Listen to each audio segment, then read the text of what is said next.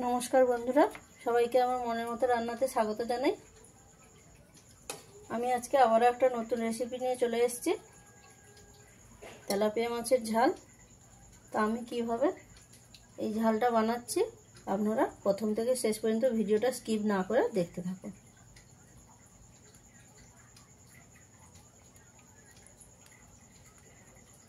সবার প্রথমে এই রেসিপিটা করার জন্য আমি একটা বাটি নিয়ে নিয়েছি, তার মধ্যে দিয়ে দিচ্ছি 2 চামচ কালো সরষে আর তারই সাথে দিচ্ছি 2.5 চামচ পোস্ত, দিয়ে দিতে হবে আদা। তো আমি এখানে 12 গ্রাম আদা নিয়েছি, দিয়ে দিলাম। তারই সাথে দিচ্ছি কয়েকটা কাঁচা লঙ্কা, দিয়ে এর মধ্যে জল দিয়ে 10 থেকে 15 মিনিট ভিজিয়ে রাখতে হবে। ভিজিয়ে রাখার পরে এটাকে খুব ভালো করে বেটে নিতে হবে। তো আমি এখানে মিক্সির মধ্যে বেটে নেব, আপনারা চাইলে শিল নোড়া দিয়ে বেটে নিতে পারেন। এরপরে আরও একটা পেস্ট বানিয়ে নিতে হবে, সেটা হলো টমেটোর পেস্ট। আমি এখানে 1.5 পিস টমেটো নিয়েছি কুচি করে, দিয়ে দিলাম মিক্সিতে, দিয়ে আমি খুব ভালো করে বেটে নেব। তেলাপিয়া মাছের ঝাল করার জন্য আমি এখানে 5 পিস তেলাপিয়া মাছ নিয়ে কেটে ধুয়ে বেছে নিয়েছি। এবারে মাছটাকে আমি ম্যারিনেশন করে নেব। পরিমাণ মতন লবণ দিয়ে দিলাম, 1/2 চামচ হলুদ দিলাম, আর অল্প কিছুটা সরষে তেল দিয়ে নেব। দিয়ে এবার মাছটাকে খুব ভালো করে মেখে নেব এপিট ওপিট। মাছটা আমি খুব ভালো করে মেখে নিয়েছি। এবারে মাছটাকে 5 মিনিটের জন্য রেখে দেব।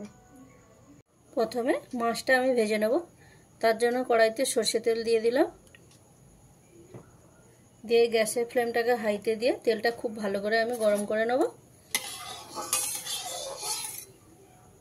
তেলটা খুব ভালোভাবে গরম হয়ে গেছে। এবার এর সাথে দিয়ে দিতে হবে অল্প একটু হলুদ, যাতে তেলের মধ্যে মাছটা দেওয়ার পরে তেলটা যাতে না ছেটায়। আর তারই সাথে দিয়ে দিতে হবে অল্প পরিমাণ লবণ, যাতে মাছটা নিচে না বসে যায়। এবার খুব ভালো করে মিশিয়ে নিতে হবে। মিশিয়ে নেওয়া হয়ে গেছে। এবারে একে একে মাছগুলো আমি ভেজে নেব।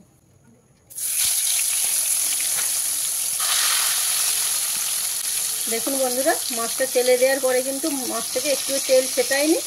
তো এইভাবে মাছগুলো আমি ভালো করে ভেজে নেব। মাছটা এপিট ওপিট ভালো করে ভেজে নিতে হবে। মাছটাকে খুব লাল করে ভাজতে হবে তা নয়, অল্প কালার চলে এলেই হবে।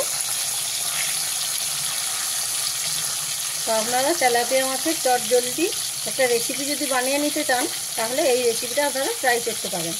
একদম কম সময়ে অল্প উপকরণে বানিয়ে নিতে পারবেন, আর গরম গরম ভাতের সঙ্গে খেতে খুব ভালো লাগে।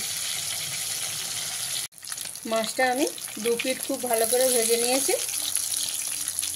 মাছটা এবারে তুলে নেব।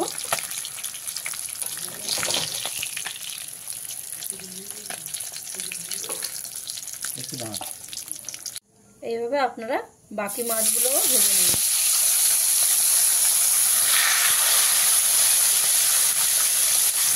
এইভাবে বাকি মাছগুলো আমি ভেজে নিয়েছি, তুলে নিলাম।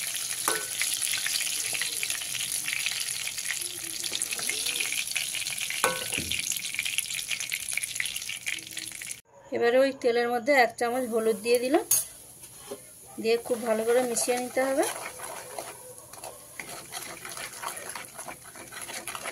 মেশানো হয়ে গেলে এর মধ্যে আগে থেকে বেটে রাখা সরষের পেস্টটা দিয়ে দিলাম।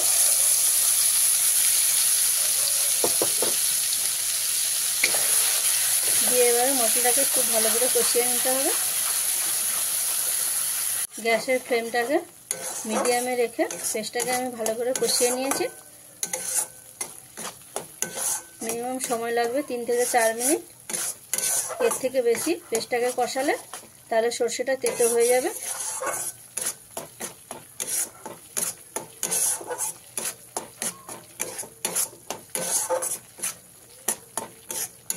মশলাটা আমার কষানো হয়ে গেছে।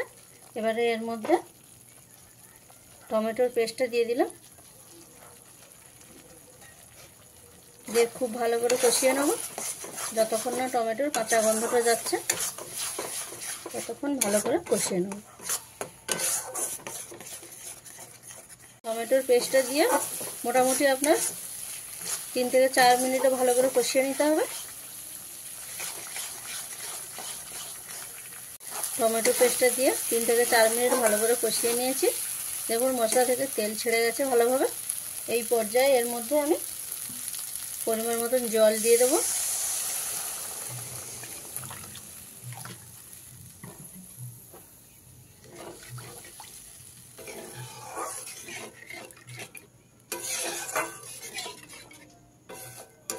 এই রেসিপিটা যেহেতু গা মাখো মাখো হবে, তার জন্য খুব বেশি পরিমাণ জল দেওয়া যাবে না। এবারে গ্যাসের ফ্লেমটা হাই করে 2 মিনিট ফুটিয়ে নেব। তো ঝোলটা ফুটে গেছে। এর মধ্যে আমি পরিমাণ মতন লবণ দিয়ে দিলাম। যেহেতু মাছ ভাজাতে লবণ দেওয়া আছে, সেই অনুপাতে আপনারা দিয়ে নেবেন। গ্যাসের ফ্লেমটা এবারে লোতে দিয়ে মাছগুলো আমি একে একে দিয়ে দেবো।